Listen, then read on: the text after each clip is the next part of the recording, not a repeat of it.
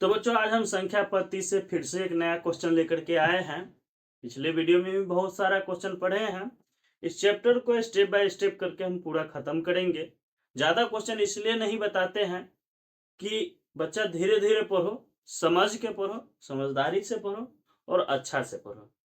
जितना ही सवाल पढ़ो सारे सवाल को सॉल्व करो। बहुत ही आसान तरीका से सॉल्व करते हैं। आप लोग भी ट्राई कीजिए, सॉल्व कीजिए। तो मेरे चैनल पे नए हो, मेरे चैनल को लाइक कर दो, सब्सक्राइब कर दो, बेल आइकन का दबा दो और चैनल मेरे वीडियो को थोड़ा वॉच टाइम दो। देखिए कैसे पढ़ाते हैं, कमेंट सेक्शन में बताइए। कुछ आप नया कमेंट कीजिए, बताइए पढ़ाने का मेरा तरीका कैसा है। तो बच्चों चलिए हम सवाल पे आते हैं। देखो सवाल कितना ही अच्छा सवाल है। देखो सवाल है, यदि m एक धनात्मक पूर्णांक है तो धनात्मक विषम पूर्णांक का रूप होगा। दो प्रकार का होता है, एक होता है सम। क्या होता है? एक सम होता है और दूसरा विषम होता है। इसमें पूछ रहा है विषम पूर्णांक। क्या पूछ रहा है? विषम पूर्णांक। अब हम ऑप्शन पे आते हैं कि इसमें विषम पूर्णांक है कौन। देखो 4 जो है, ये 4 ये सम है। क्या है? सम है। ये 2 भी है, ये भी सम है।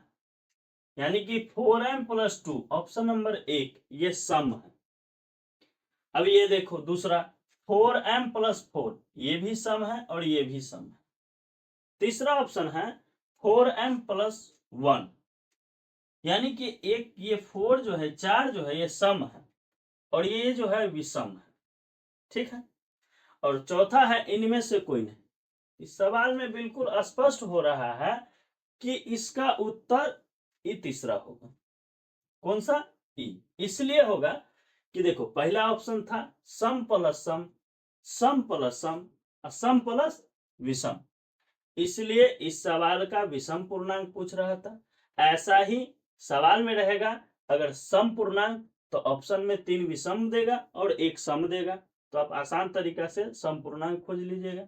इसमें विषम पूर्णांक था तो हम विषम पूर्णांक इसको निकाल दिए हैं। और अगला सवाल हम बताते हैं, देखिए। तो बाबू अगला क्वेश्चन है, दूसरा क्वेश्चन है। ये परमेय और अपरमेय से आधारित क्वेश्चन है। क्वेश्चन पे हम आते हैं। देखो क्वेश्चन क्या है। क्वेश्चन है कि √2 है 1। ऑप्शन नंबर 1 है परमेय संख्या, दूसरा है अपरमेय संख्या, तीसरा है प्राकृतिक संख्या, चौथा है इनमें से कोई नहीं। इसका ऑप्शन, यह 1 नंबर का क्वेश्चन है। और 1 नंबर क्वेश्चन को बड़ा शॉर्टकट तरीका से बनाने का सीखो। ठीक है। 2 नंबर का तो है नहीं जो विशेष तरीका से इसको हम बताएंगे। तो शॉर्ट तरीका सीखो कि परमेय क्या होता है और अपरमेय क्या होता है। अब जैसे देखो √2 है तो बताए थे कि वह संख्या जिसका स्क्वायर हो, जैसे कि मानो कि √25। अगर यहाँ पे दिया रहता कि √25 है 1, इसका उत्तर क्या होता? इसका उत्तर हो जाता परमेय संख्या।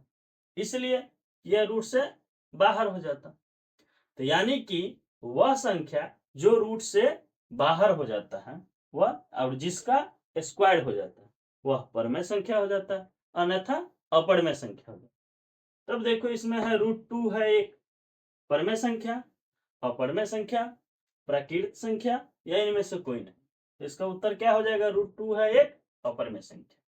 अगर इस जगह पे लिखा रहता क्वेश्चन में √5 है 1 तो यह भी अपरमेय संख्या हो जाता। √7 है 1 यह भी अपरमेय संख्या हो जाता। √11 ये भी अपरमेय संख्या हो जाता है। ठीक है। ऐसा ही क्वेश्चन देगा एग्जाम में। और जैसे बताए हैं कि √25 अगर रहता तो परमेय संख्या हो जाता, √16 रहता तो परमेय संख्या हो जाता, रूट जैसे मानो 121 रहता तो ये भी परमेय संख्या हो जाता। ठीक है। ये इसका अपरमेय संख्या उत्तर। तो बच्चों तीसरा क्वेश्चन है। ये सारे क्वेश्चन हम पीछे पढ़ चुके। ठीक है। तो इसलिए हम फटाफट बता रहे हैं सवाल को। और 1 नंबर का क्वेश्चन रहता है तो इसको जितना आसान तरीका से और जितना शॉर्टकट तरीका से समझोगे आपके लिए फायदामंद रहेगा। तो ये सारे सवाल को हम जितना बेसिक चीज है हम सारे वीडियो में बता चुके हैं। आप लोग देखिए वीडियो को, देखिए, ज्यादा कुछ नहीं कहेंगे, हम सवाल पे आते हैं। सवाल क्या है कि निम्नलिखित में कौन अपरमेय संख्या है। यहां पे ध्यान देने वाली बात है, पूछ क्या रहा है, अपरमेय संख्या। क्या पूछ रहा है? अपरमेय संख्या। इसका पहला ऑप्शन है -9/√16। दूसरा ऑप्शन है √3/5। तीसरा ऑप्शन है √1/100 और चौथा ऑप्शन है √36/64। तो यानी कि 4 ऑप्शन में एक के उत्तर होगा। देखो, ये तो पहले ही रूट से हटल है, √16 है, ये किसका स्क्वायर है? 4 का, तो -9/4 हो गया। यानी कि तो पहले ही पता चल गया क्या है, परिमेय। दूसरा है √3/5, ये किसी का स्क्वायर है, ये नहीं है। ऐसा ही स्पष्ट रूप से पता चल रहा है कि अपरमेय संख्या है।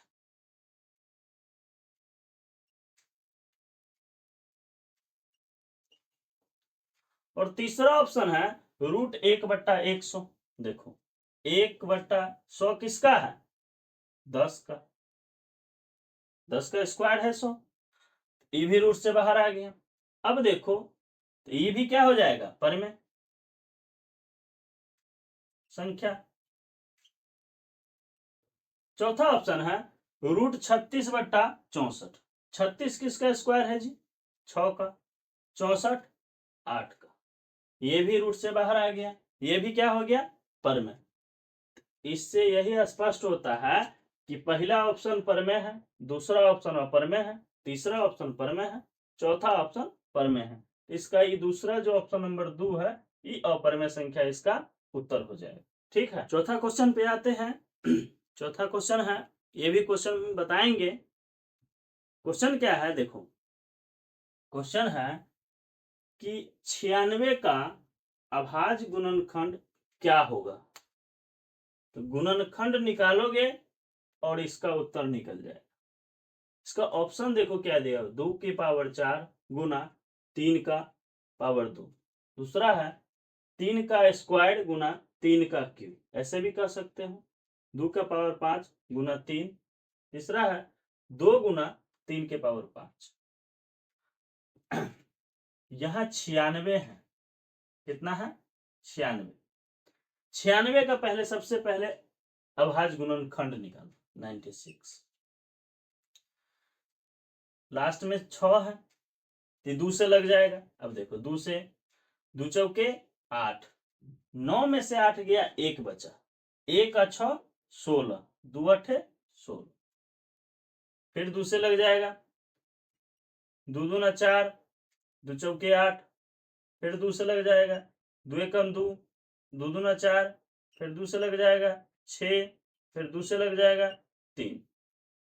अब यहाँ पे हम क्या करेंगे, 96 को लिखेंगे। 96 बराबर 2 कितना बार आया है? 1 2 3 4 5, 2 गुना 2 गुना 2 गुना 2 गुना 2, 1 2 3 4 5, जितना बार आया है हम उतना बार लिख दिए।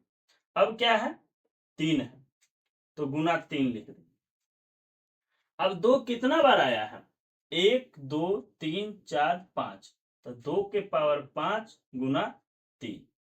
अब ऑप्शन में खोजो, ये ऑप्शन है, पहला ऑप्शन है 2 के पावर 4 गुना 3 का स्क्वायर। दूसरा है 3 का स्क्वायर गुना 3 का क्यूब। तीसरा ऑप्शन है 2 के पावर 5 गुना 3। यही ऑप्शन है तीसरा। मिल गया। ऐसा सवाल अगर परीक्षा में पूछे, ऐसा दिया रहे, जैसे 96 है, वहां पर दे देगा 100 200 300, कुछ करना नहीं है, गुणनखंड निकाल देना है। गुणनखंड में जितना पावर रहेगा उसको लिख दो, और जितना पावर रहेगा लिख देने के बाद ऑप्शन में देख लो और उसका उत्तर मार दो। इसका ऑप्शन हो गया 2 के पावर 5 गुना 3। देखो बाबू, क्वेश्चन है, ये बता रहे हैं क्वेश्चन संख्या पद्धति में एक बार ही बना लोगे तो ऐसा क्वेश्चन जितना देगा सबको बना लो। सवाल बनाने से पहले हम आप लोगों को बार बार कहते हैं कि सबसे पहले सवाल को पढ़िए, सवाल को पढ़ने के बाद उसको हल कीजिए आसान से आसान तरीका, बिल्कुल आसान तरीका सीखिए। 1 नंबर में गोला घेरना रहता है, ये चीज आप लोग को पता है। गोला घेरने के बाद क्या होता है कि भैया टाइम उतना ही दिया रहता है। अब जो क्वेश्चन हमको अवे नहीं करता, बार बार उसको हम कटिंग कर रहे हैं, बना रहे हैं, कटिंग कर रहे हैं, बाकी टाइम थोड़े ना रुकता है। तो इसलिए कहते हैं कि एक क्वेश्चन को पढ़िए, समझिए, रट इतना बनाइए सवाल को कि दिमाग में फिट हो जाए। दोबारा उस सवाल को एक बार देखिए, बना दीजिए, ऐसा दिमाग बना लो। सवाल पे आते हैं, देखिए सवाल क्या है। सवाल है कि 5005 के कितने अभाज्य गुणनखंड क्या होगा। क्वेश्चन है 5005 के कितने अभाज्य गुणनखंड क्या होगा। अब इसमें ऑप्शन नंबर दिया हुआ है 2, दूसरा ऑप्शन है 4, तीसरा ऑप्शन है 6 और चौथा ऑप्शन है 7। ये 2022 में भी पूछा गया है सवाल। अब 5005 को सबसे पहले हम क्या करेंगे, गुणनखंड। क्या करेंगे, गुणनखंड। तो देखो 5005 है, 5 है, इसका मतलब सबसे पहले कि 2 से तो लगवे नहीं करेगा। 3 से ट्राई करो, देखो 3 एकम 3, 2 शेष बचा, 2 20, 3 छक 18, फिर 2 शेष बचा, 3 छक 18, 2 25, मतलब कि 3 अट्ठे 24, नहीं कट रहा।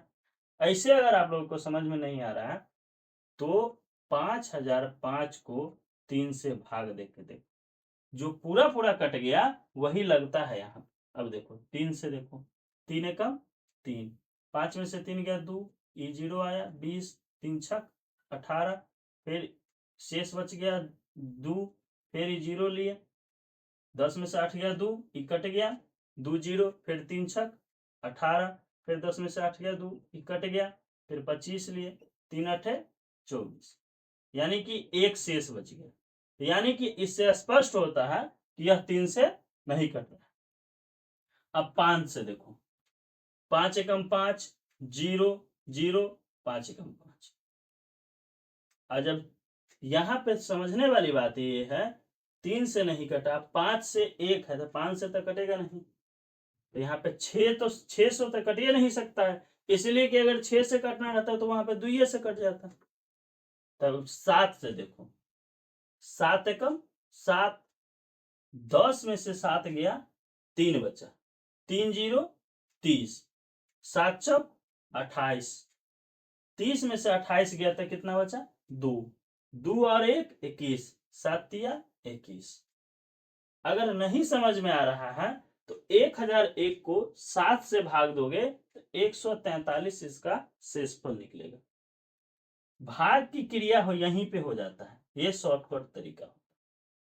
अब इस 7 से भी नहीं लगेगा, 7 दूना 14, 3। अब 11 से ट्राई करो, 8 से नहीं, 8 से अगर लगाना होगा यहाँ पे तो पहले ही 2 से लग जाता, 9 से लगाना होता तो 3 से लग जाता, 10 से लगाना होता तो 2 से लग जाता। तब 11 से ना ट्राई करेंगे, 11 से, 11 एकम 11, 14 में से 11 घटाओगे तो कितना होगा, 3, 3 और 3 कितना हो गया, 33, 11 तिया 33। क्वेश्चन में क्या पूछ रहा था कि 5005 के कितने अभाज्य गुणनखंड क्या होगा। देखो ऑप्शन नंबर 1 है 2, दूसरा ऑप्शन है 4, तीसरा ऑप्शन है 6, चौथा ऑप्शन है 7। तो मेरा टोटल कितना निकला है संख्या, 1 2 3 4। यानी कि 5005 को लिखोगे तो 5 गुने 7 गुने 11 गुने 13, टोटल कितने संख्या से लगा है, 1 2 3 4 संख्या से, इसलिए इसका 4 उत्तर हो जाएगा। ठीक है, क्वेश्चन समझ में आ गया है, बहुत ही अच्छा क्वेश्चन।